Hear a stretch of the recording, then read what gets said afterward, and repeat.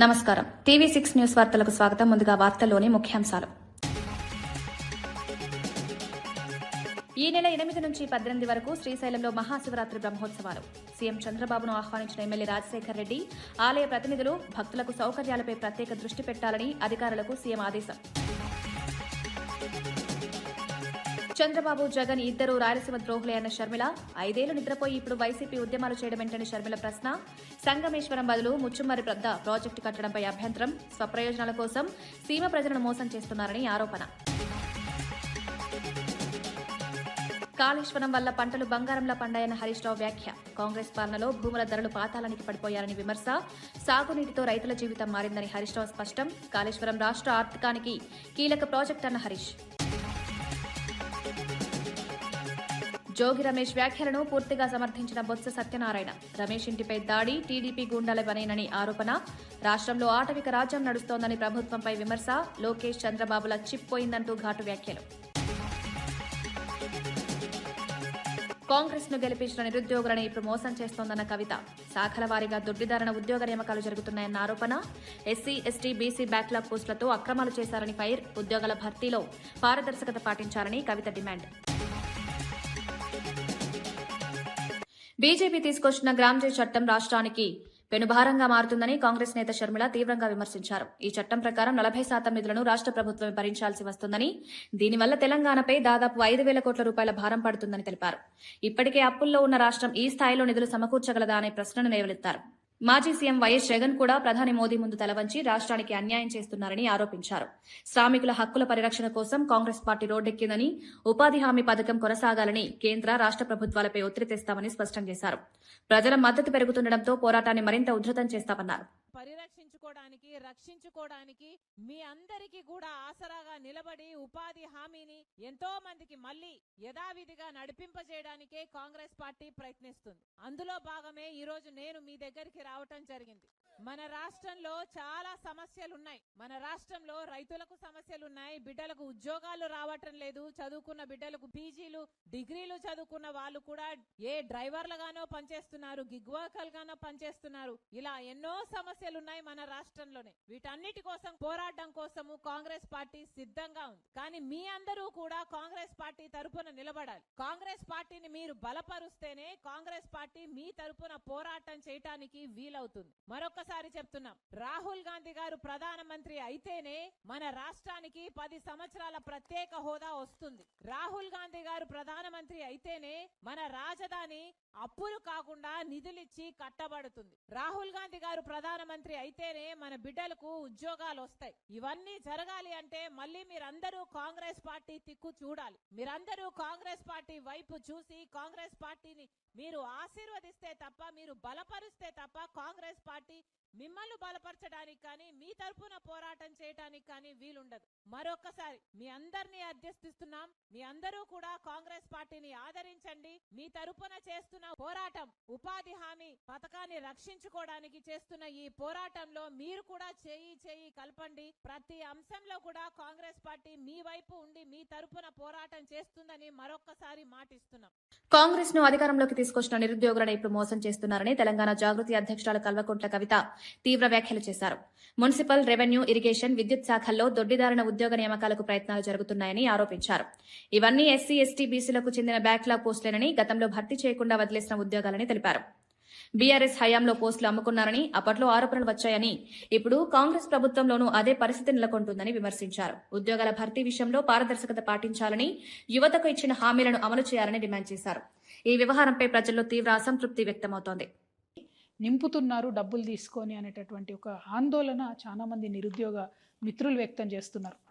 నా దగ్గరకు వచ్చి కలిసిన వాళ్ళలో నిజామాబాద్ కావచ్చు, కామారెడ్డి కావచ్చు, మహబూబ్ నగర్ కావచ్చు, కరీంనగర్, నిర్మల్, ఆదిలాబాద్, వికారాబాద్, ఇట్లా అనేక జిల్లాల నుండి యూత్ అంతా వచ్చి కూడా మాట్లాడుతున్నటువంటి సందర్భం.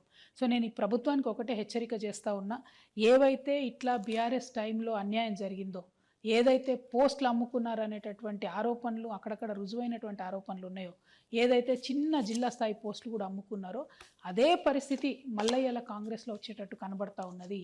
దయచేసి కళ్ళు తెరవండి, అధికారులకు స్ట్రిక్ట్ వార్నింగ్ ఇవ్వండి. నేను జిల్లా కలెక్టర్లందరినీ కూడా రిక్వెస్ట్ చేస్తూ ఉన్నా, ఈ డిపార్ట్మెంట్లో జిల్లా స్థాయి పోస్టులన్నీ కూడా మీ కలెక్టర్ల పరిధిలోనే ఉంటాయి. ప్రాపర్ ట్రాన్స్పరెంట్ రిక్రూట్మెంట్ చేయండి. చాలామంది యంగ్స్టర్స్ ఆశలు పెట్టుకొని ఉన్నారు, ఈ జాబ్స్ మాకు వస్తాయి, మేము సెటిల్ అవుతాం లైఫ్లో అనే ఆశతో ఉన్నారు. పైగా యువమిత్రుల్ని, మెరిట్ ఉన్న వాళ్ళని మనం ప్రోత్సహించినట్టయితే మన రాష్ట్ర అభివృద్ధిలో కూడా మంచిగా పాల్గొంటారు. కాబట్టి కలెక్టర్లకు నేను రిక్వెస్ట్ చేస్తూ ఉన్నా, మీరు చూడండి.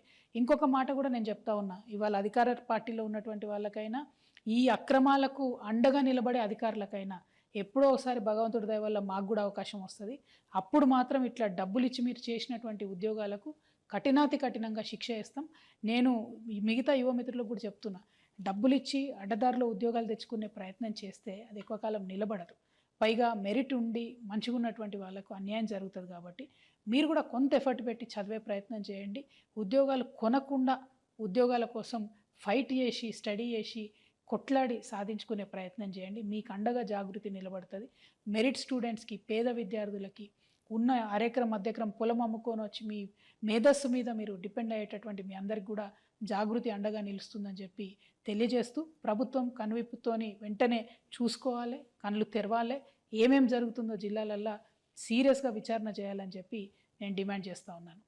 చిల్లకల్లు వైసీపీ గ్రామ పార్టీ అధ్యక్షులు డి రాంబాబు గుండెపోటుతో మృతి చెందడంతో జగ్గయ్యపేట ప్రాంతంలో విషాదం నెలకొంది. రాంబాబు అంతిమయాత్రలో జగ్గయ్యపేట వైసీపీ ఇన్ఛార్జి తన్నీరు నాగేశ్వరరావు స్వయంగా పాడెమోసి నివాళులర్పించారు. మాజీ ఎమ్మెల్యే మొండితోక జగన్మోహన్ రావు, జనసేన నేత సామినేని ఉదయభాను సహా పలువురు నేతలు భౌతిక కాయానికి నివాళులర్పించారు. పార్టీ కోసం నిరంతరం పనిచేసిన కార్యకర్తను కోల్పోవడం తీరని లోటని తెలిపారు. అంతిమయాత్రలో పెద్ద సంఖ్యలో పార్టీ శ్రేణులు పాల్గొన్నారు. ఆయన సేవలు మరవలేనివని నేతలు గుర్తు చేశారు. ఈ ఘటనతో గ్రామంలో తీవ్ర విషాద వాతావరణం నెలకొంది.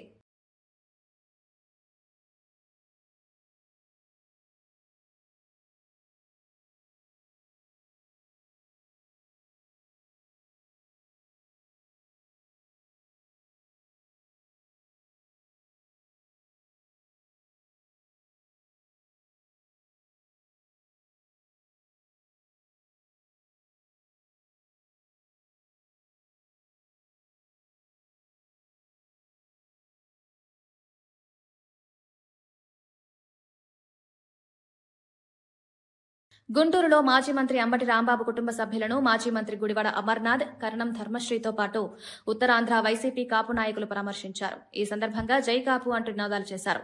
అంబటి రాంబాబు కుటుంబానికి పార్టీ అండగా ఉంటుందని వైసీపీ నేతలు భరోసా ఇచ్చారు. సంఘీభావ ర్యాలీగా నిర్వహించిన ఈ కార్యక్రమం రాజకీయంగా ప్రాధాన్యం సంతరించుకుంది. కాపు నేతల భారీ హాజరు గుంటూరు రాజకీయాల్లో చర్చనీయాంశంగా మారింది.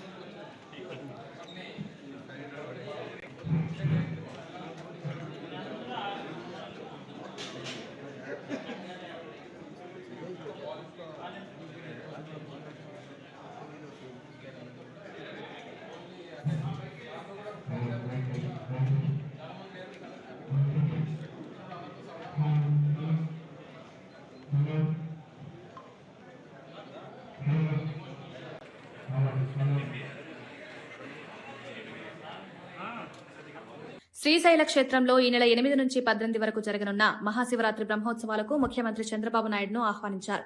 ఆలయ చైర్మన్, బోర్డు సభ్యులు మహానందిలో సీఎంను కలిసి స్వామివారి చిత్రపటం, ప్రసాదాలు అందజేశారు. ఎమ్మెల్యే రాజశేఖర్ రెడ్డి కూడా సీఎంను ఆహ్వానించిన వారిలో ఉన్నారు. శ్రీశైల బ్రహ్మోత్సవాలు భక్తులకు విశేష ఆకర్షణగా నిలవనున్నాయని, దేశం నలుమూలల నుంచి భక్తులు తరలిరానున్నారని ఆలయ అధికారులు తెలిపారు. ఏర్పాట్లు వైభవంగా జరుగుతున్నాయని పేర్కొన్నారు.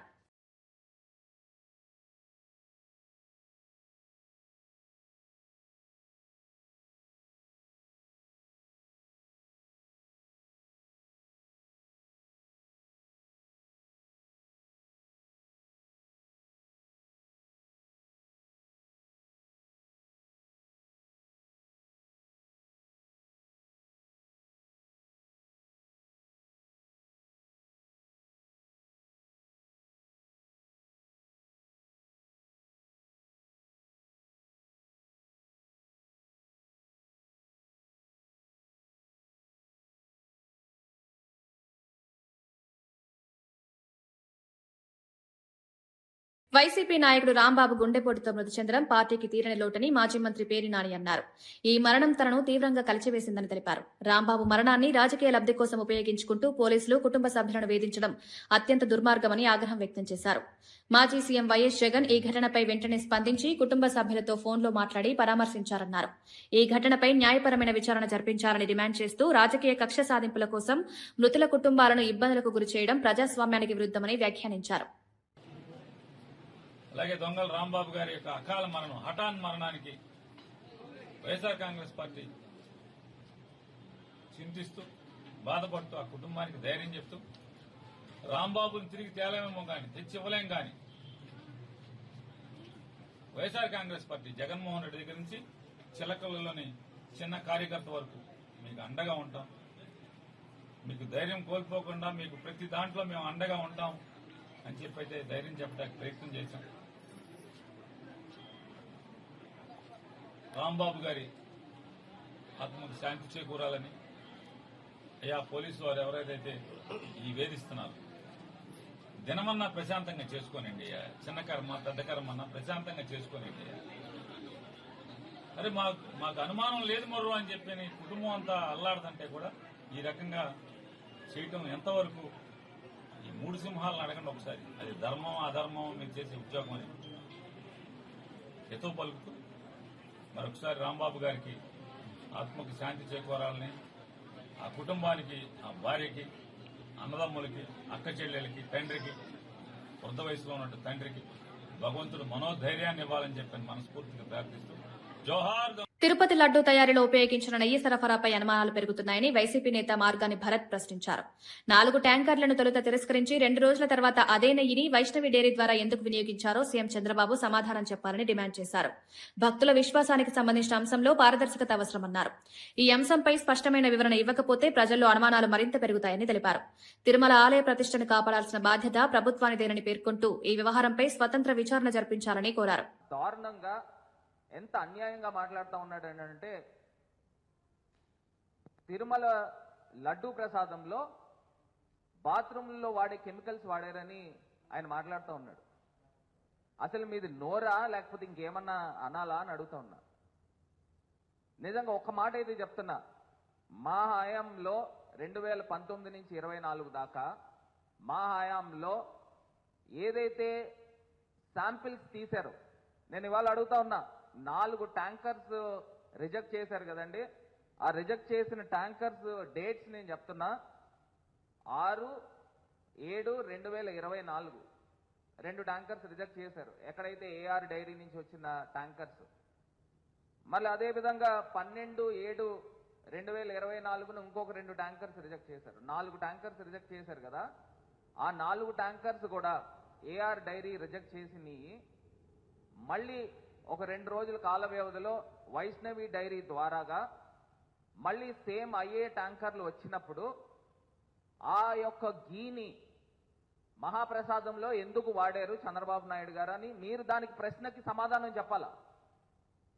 ఇప్పుడు అందులో అడల్టరేటెడ్ గా ఉంది కాబట్టే దాన్ని రిజెక్ట్ చేశారు కదా. మీ హయాంలో చంద్రబాబు నాయుడు గారు ప్రభుత్వం వచ్చిన తర్వాత మరి రిజెక్ట్ చేసినప్పుడు మళ్ళీ అదే ట్యాంకర్స్ వేరే రూపేణ వచ్చినప్పుడు ఎలా వాడారు? అప్పుడు ఉన్న ఎగ్జిక్యూటివ్ ఆఫీసర్ ఈఓని పైన మీరు ఏం యాక్షన్ తీసుకున్నారు? తిరుమల బోర్డు అసలు బోర్డు పైన గవర్నమెంట్ యాక్షన్ తీసుకోవాలి కదా.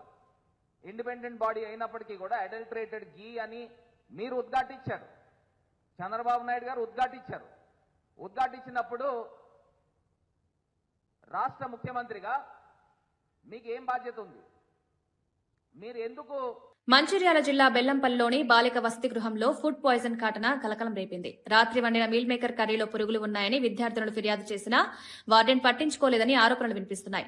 ఫలితంగా సుమారు 40 మంది విద్యార్థినులు తీవ్ర అస్వస్థతకు గురయ్యారు. కొందరు వంతులు చేసుకుని స్పృహ కోల్పోవడంతో స్థానికులు వెంటనే వారిని ఆసుపత్రికి తరలించారు. నిర్లక్ష్యం వహించిన వార్డెన్పై తక్షణ చర్యలు తీసుకోవాలని విద్యార్థి సంఘాలు డిమాండ్ చేస్తున్నాయి. బాలికల ఆరోగ్యంతో చెలగాటమాడిన బాధ్యులపై కఠిన చర్యలు తీసుకోవాలని కోరుతున్నారు.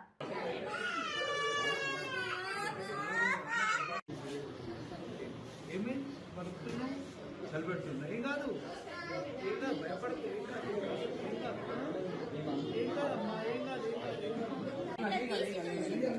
తీసి చూస్తే అందులో 5-6 పురుగులేదు. అయితే ఇక అందరూ తీసి చూసేసరికి అందరికీ ఇది మాది అబద్ధం అంటారని మేము తినకుండానే బాక్స్ లో పెట్టి వచ్చాము. అయితే మేడంని హాస్పిటల్కి 108కి కాల్ చేయండి మేడం అని చెప్తే మేడం అంటే పరుగు పోతుంది అని అందరికి ఒక్కొక్క ఇంజక్షన్ వేసి ఒక్కొక్క టాబ్లెట్ వేసిండు. మేడంకి 7:30కి కాల్ చేసి 10కి వచ్చింది.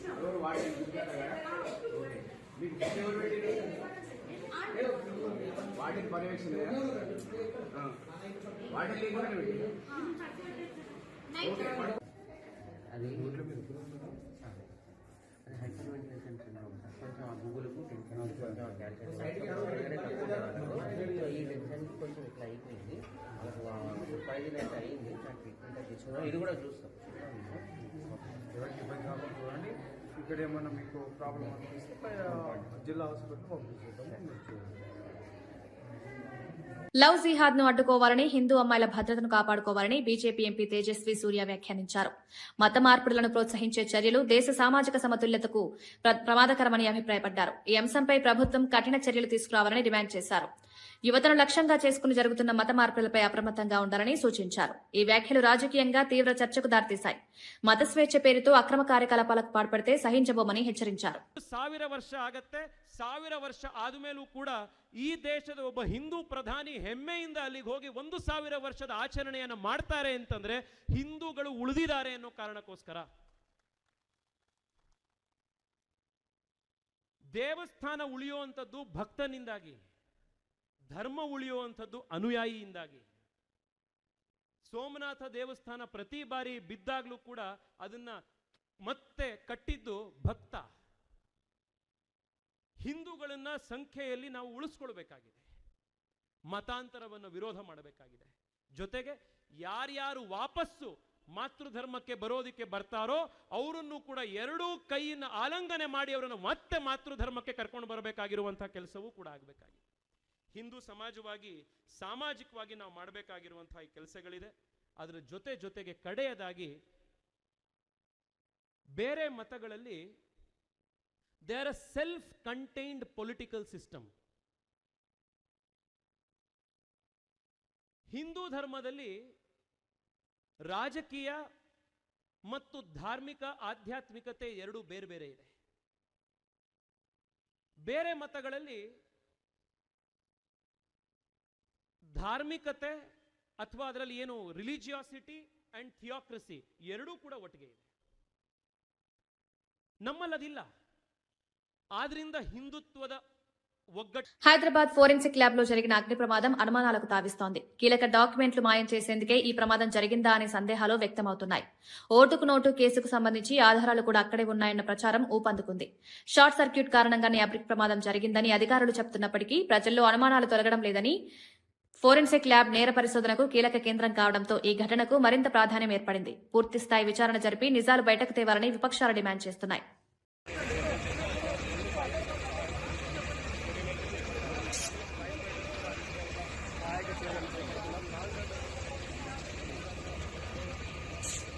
గత 30 ఏళ్లలో ఎప్పుడైనా పెట్రోల్ బాంబులు, యాసిడ్ బాంబుల సంస్కృతి చూసామా అని మాజీ మంత్రి బొత్స సత్యనారాయణ ప్రశ్నించారు.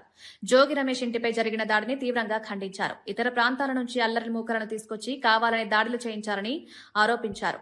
ఇలాంటి దాడులు సమాజానికి చాలా ప్రమాదకరమని, రాజకీయ విభేదాలు హింసాత్మకంగా మార్చడం రాష్ట్రానికి మంచిది కాదన్నారు. ప్రజాస్వామ్యంలో భిన్నాభిప్రాయాలకు చోటుండాలని, కానీ దాడులు చేయడం ఎట్టి పరిస్థితుల్లోనూ సమర్థనీయం కాదని స్పష్టం చేశారు. దాడుల వెనుక ఉన్న వారిని గుర్తించి కఠిన చర్యలు తీసుకోవాలని డిమాండ్ చేశారు. ఈ రాష్ట్రంలో పరిపాలన అనేది ఉందా, ప్రభుత్వం అనేది ఉందా అని అనిపిస్తుంది. ఇది ప్రజాస్వామ్య రాష్ట్రం, ప్రజాస్వామ్యంలో ఉన్న పరిపాలన, ఇది అటవిక రాజ్యమా? ఎప్పుడైనా గత 30 సంవత్సరాల ముందు జరిగినాయి పెట్రోల్ బాంబులు, యాసిడ్ బాంబులు అనేది ఎక్కడైనా ఈ సంస్కృతిని చూసాము మనం. అంటే ఎంత దిగజారిపోయింది ఈ ప్రభుత్వంలో శాంతి భద్రతలు కానీ, లేదు ప్రభుత్వ నాయకత్వంలో వాళ్ళ లోపాలు కానీ, అవన్నీ తేటతెల్లంగా కనిపిస్తున్నాయి. చాలా ప్రమాదకరం. ఇలాంటి ప్రభుత్వాలు ఉన్నాం. మన ఆంధ్ర రాష్ట్రానికి, మన స్వాములైన ఈ ప్రజలకి ఇలాంటి ప్రభుత్వాలు ఉండడం చాలా దురదృష్టం. విజయవాడ నుంచి లేకపోతే ఇంకో జగ్గేపేట నుంచో, విజయవాడ నుంచో, లేకపోతే పక్కనున్న మచిలీపట్నం నుంచో, అంత దూరం నుంచి అల్లరమ్మకులు వచ్చి ఈ రకంగా పెట్రోల్ బాంబులు, యాసిడ్ బాంబులు వేసి ఇంట్లో ఉన్న వాళ్ళందరినీ కూడా జరగకూడదు. జరిగితే అదే మీ ఆలోచన విధానం ఏంటి? కేసీఆర్ హయాంలో నిర్మించిన కాళేశ్వరం ప్రాజెక్టు వల్ల పంటలు బంగారంలో పండాయని, భూముల ధరలు భారీగా పెరిగాయని మాజీ మంత్రి హరీష్ రావు అన్నారు. కాంగ్రెస్ ప్రభుత్వం అధికారంలోకి వచ్చిన తర్వాత భూముల ధరలు ఎందుకు పాతాళానికి పడిపోయాయో ప్రజలు ఆలోచించాలని హితవు పలికారు. సాగునీటి లభ్యతతో రైతుల జీవితం మారిందని, వ్యవసాయానికి ఊతం లభించిందన్నారు. భూముల విలువ తగ్గడం ప్రజల విశ్వాసం తగ్గిన సూచనగా పేర్కొన్నారు. రాబోయే ఎన్నికల్లో ప్రజలు ఈ అంశాలన్నింటినీ గుర్తుపెట్టుకుని నిర్ణయం తీసుకుంటారని వ్యాఖ్యానించారు. కేసీఆర్ కాళేశ్వరం కట్టింది కనుక ఇలా బంగారమూల పంటలు పండుతున్నాయి. మా మెదక్ జిల్లాలో బంగారమూల మా రైతులు బతుకుతున్నారు. ఇలా భూముల ధరలు పెరిగినాయి కేసీఆర్ వచ్చినాక. అరే మీకు తెలియదా చెల్లె, అప్పుడు ఇదే గజ్వేల్లో 5 లక్షలకు 10 లక్షలకు భూమి కేసీఆర్ వచ్చినాక ₹1 కోటి పెరిగినాయో లేవా? భూముల ధరలు, విలువలు పెరిగినాయో లేవా? కాంగ్రెస్ వచ్చినాక ఏమైంది? భూముల ధరలు పాతాళానికి, బంగారం ధరలు ఆకాశానికి అయినాయా లేవా? రేవంత్ రెడ్డి ఏమన్నాడు? కళ్యాణ లక్ష్మి ₹1,00,000 ఇచ్చిండు కేసీఆర్, నేను తులం బంగారం కలుపుతా. కలిపిండు ఎవరికన్నా? వచ్చిన ఎవరికన్నా? ఆ కళ్యాణ లక్ష్మి చెక్కు కూడా చక్కగొత్తలేదు. బంగారం ఇయ్యలేదు కానీ బంగారం ధరలు మాత్రం ఆకాశాన్ని అంటున్నాయి. భూముల ధరలు పాతాళానికి అంటున్నాయి. ఎవరైనా బిడ్డ పెండ్లు ఉన్నది, ఇంట్లో లగ్గం ఉన్నది, దవాఖాన ఉన్నది అని ఏదైనా ఒక అర్ధ ఎకరం అమ్ముకుందామంటే అసలు కొనటోడున్నాడా? ప్లాట్ అమ్ముకుందామంటే ఎవరైనా కొనటోడున్నాడా? ఇలా గజ్వేల్లో 100-150 సెటర్లు కిరాయికి పడ్డాయి. టూలెట్ బోర్డులు కనబడుతున్నాయి. గిరాయికి అయితే లేదు. గజ్వేల్ను ఆగం చేసి 2047 నాటికి వికసిత్ భారత్ నిర్మాణమే లక్ష్యంగా కేంద్ర బడ్జెట్ రూపొందించబడిందని కేంద్ర మంత్రి రామ్మోహన్ నాయుడు తెలిపారు. రాజమహేంద్రవరంలో మీడియాతో మాట్లాడిన ఆయన, ప్రధాని మోదీ నాయకత్వంలో దేశం అనేక సంస్కరణలు సాధించిందన్నారు. యువత ఆశయాలు, ఆకాంక్షలు ప్రతిబింబించేలా బడ్జెట్ రూపొందించిందని చెప్పారు. వచ్చే 20 ఏళ్ల పాటు 7% వృద్ధి రేటు కొనసాగించే దిశగా ఆర్థిక విధానాలు రూపొందించాయని వివరించారు. ఈ బడ్జెట్ దేశాన్ని ఆర్థికంగా బలోపేతం చేస్తుందని అభిప్రాయపడ్డారు. భారతీయులు వాళ్ళ భవిష్యత్తుని నిర్ణయించే విధంగా ఈ కేంద్ర బడ్జెట్ పెట్టారనేది గర్వంగా ఈ సందర్భంగా తెలియజేసుకుంటున్నాను. 7% వృద్ధి రేటుతో గత 12 సంవత్సరాలుగా మనం భారతదేశం ముందుకు నడుస్తుంది. ఈ 7% గ్రోత్ని మనం అచీవ్ చేసుకోవాలి భవిష్యత్తులో కూడా అనంటే ఖచ్చితంగా దాని మీద కూడా దృష్టి పెట్టుకొని మనం కొన్ని నిర్ణయాలు తీసుకోవాలి. అందులో అత్యంత కీలకమైనటువంటిది manufacturing sector. Rare earth magnet కారిడార్ని మొట్టమొదటిసారిగా బడ్జెట్లో ప్రవేశపెట్టి అనౌన్స్ చేశారు. అందులో మరొక విశేషం ఏంటంటే ఆంధ్రప్రదేశ్ రాష్ట్రాన్ని కూడా గుర్తించారు. రేర్ ఎర్త్ మ్యాగ్నెట్ తో పాటు క్రిటికల్ మినరల్స్ కూడా దానితో పాటు ఉపయోగపడతాయి. ఇప్పుడు ఉన్నటువంటి పరిస్థితుల్లో భారతదేశం ఎక్కువ శాతం అది ఇంపోర్ట్ చేయాల్సినటువంటి అవసరం ఉంది. కానీ మన దగ్గర ఖనిజాలు ఉన్నాయి. సో రేపు భవిష్యత్తులో ఏవైతే ఈ ఇంపార్టెంట్ క్రిటికల్ మినరల్స్ కానీ రేర్ ఎర్త్ మ్యాగ్నెట్స్ కానీ ఉన్నాయో దీన్ని ఇంపోర్ట్ మనం తగ్గించుకొని మన దగ్గరే మ్యానుఫ్యాక్చర్ చేసుకునే విధంగా ప్రభుత్వం నిర్ణయం తీసుకుంటుందని కూడా ఈ సందర్భంగా తెలియజేస్తున్నాను. హైదరాబాద్ జూబ్లీహిల్స్ లోని శ్రీవారి ఆలయంలో బ్రహ్మోత్సవాలకు విస్తృత ఏర్పాట్లు జరుగుతున్నాయి. ఈ నెల 17 నుంచి 25 వరకు జరగనున్న బ్రహ్మోత్సవాల ఏర్పాట్లను టీటీడీ చైర్మన్ బీఆర్ నాయుడు పరిశీలించారు. భక్తులకు ఎలాంటి ఇబ్బందులు కలగకుండా సౌకర్యాలు కల్పించాలని అధికారులకు సూచించారు. ట్రాఫిక్ నియంత్రణ, పారిశుద్ధ్య పనులు సమర్థంగా నిర్వహించాలని తెలిపారు. బ్రహ్మోత్సవాల సందర్భంగా పెద్ద సంఖ్యలో భక్తులు వచ్చే అవకాశం ఉండడంతో అన్ని శాఖలు సమన్వయంతో పనిచేయాలని సూచించారు. 26వ తారీఖు వరకు 8 రోజులు ఈ శ్రీవారి బ్రహ్మోత్సవాలు జరగబోతున్నాయి. దానికి కావాల్సిన ఏర్పాట్లన్నీ కూడా మొదలుపెట్టారు. కాబట్టి హైదరాబాద్లో ఉన్నటువంటి హిందూ బంధువులందరూ కూడా ఈ ప్రోగ్రాంకి రావాలి, అందరూ చూసి ఆనందించాలి అని చెప్పి ప్రతి ఒక్క హిందువుని కోరటం జరుగుతూ ఉంది. ఓం నమో వెంకటేశ్వర. తమ ఇంటిపై దాడి జరిగిన తర్వాత ప్రెస్ మీట్ పెట్టి ఎమ్మెల్యే గల్లా మాధవి బెదిరింపులకు దిగుతున్నారని అంబటి మౌనిక తీవ్రంగా స్పందించారు. మెసేజ్లు ఇవ్వడం కాదు, ముందు మీ పిల్లలకు ఏం మెసేజ్ ఇస్తున్నారని ప్రశ్నించారు. 2000 మంది టీడీపీ గూండాలు దాడి చేసినా తమ తండ్రి ధైర్యంగా ఇంట్లోనే ఉంటున్నారని తెలిపారు. ఇలాంటి బెదిరింపులతో భయపడే ప్రసక్తే లేదని స్పష్టం చేశారు. దాడుల వెనుక ఉన్న వారిని బయటపెట్టాలని, ప్రజలు నిజాలు తెలుసుకోవాలని అన్నారు. కానీ నేను చెప్తున్నాను, ఇవాళ అంబటి రాంబాబు గారు 2000 మంది చుట్టుముట్టిన ఇంటిని లోపల కూర్చుని ఒక్కళ్లే రాళ్లు రువ్వుతున్నా, కత్తులు దూస్తున్నా, గుణపాలు గోడల్లో నుంచి దిగుతున్నా ధైర్యంగా కూర్చున్నారు. ఆ ధైర్యం ఎక్కడిది? వ్యవస్థ మీద ఉన్నటువంటి నమ్మకమే ఆయనకు ఆ ధైర్యం ఇచ్చిందని నేను నమ్ముతున్నాను.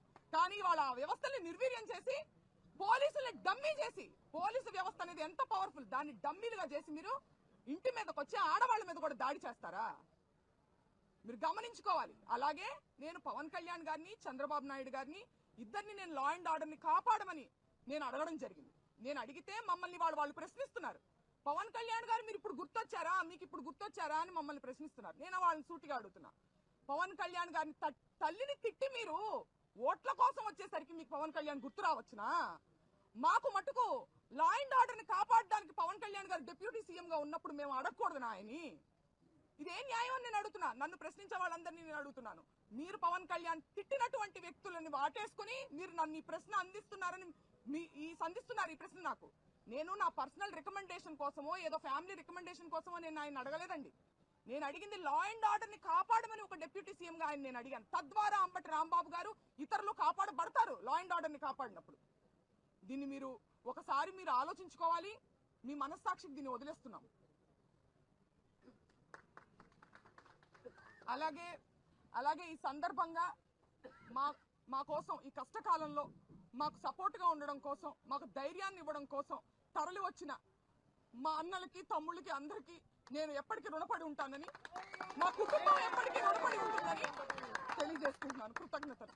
వార్తలు ముగించే ముందు ముఖ్యాంశాలు మరోసారి. ఈ నెల 8 నుంచి 18 వరకు శ్రీశైలంలో మహాశివరాత్రి బ్రహ్మోత్సవాలు. సీఎం చంద్రబాబును ఆహ్వానించిన ఎమ్మెల్యే రాజశేఖర్ రెడ్డి, ఆలయ ప్రతినిధులు భక్తులకు సౌకర్యాలపై ప్రత్యేక దృష్టి పెట్టాలని అధికారులకు సీఎం ఆదేశం. చంద్రబాబు, జగన్ ఇద్దరు రాయలసీమ ద్రోహులే అన్న షర్మిల, 5 ఏళ్లు నిద్రపోయి ఇప్పుడు వైసీపీ ఉద్యమాలు చేయడం ఏంటని షర్మిల ప్రశ్న.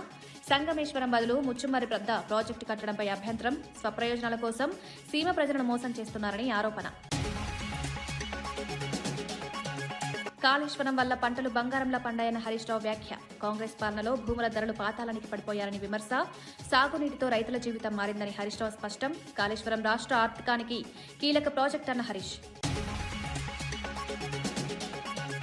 జోగి రమేష్ వ్యాఖ్యలను పూర్తిగా సమర్థించిన బొత్స సత్యనారాయణ. రమేష్ ఇంటిపై దాడి టీడీపీ గూండాల పనేనని ఆరోపణ. రాష్ట్రంలో ఆటవిక రాజ్యం నడుస్తోందని ప్రభుత్వంపై విమర్శ. లోకేష్, చంద్రబాబుల చిప్ పోయిందంటూ ఘాటు వ్యాఖ్యలు. కాంగ్రెస్ ను గెలిపించిన నిరుద్యోగులను ఇప్పుడు మోసం చేస్తోందన్న కవిత. శాఖల వారీగా దొడ్డిదారణ ఉద్యోగ నియామకాలు జరుగుతున్నాయన్న ఆరోపణ. ఎస్సీ, ఎస్టీ, బీసీ బ్యాక్లాగ్ పోస్టులతో అక్రమాలు చేశారని ఫైర్. ఉద్యోగాల భర్తీలో పారదర్శకత పాటించాలని కవిత డిమాండ్. ఇవి ఈనాటి వార్తా విశేషాలు. మరో బులెటిన్లో మళ్ళీ కలుద్దాం. నమస్కారం.